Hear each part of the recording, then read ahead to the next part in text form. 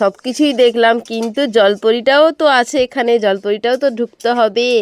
কালকে তো ঢুকলাম না, কেননা ওখানে কিসের জন্য যায় না, বন্ধ ছিল।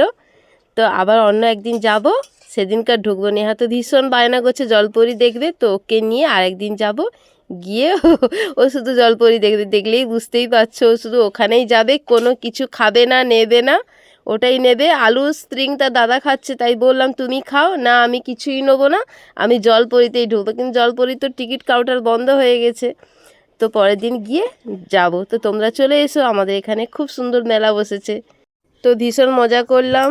আর বেশি কিছু খাওয়া দাওয়া করি না, শুধু ভেলপুরি আর স্প্রিং আলু, আর হচ্ছে নেহার জন্য হাওয়াই মিঠাই। হাওয়াই মিঠাইটা ও তো দেখেই, সত্যিই দেখলে হাওয়াই মিঠাই খেতে ইচ্ছে করে ভীষণ। তো সবাই কেমন লাগলো জানাবে কমেন্টে। টাটা।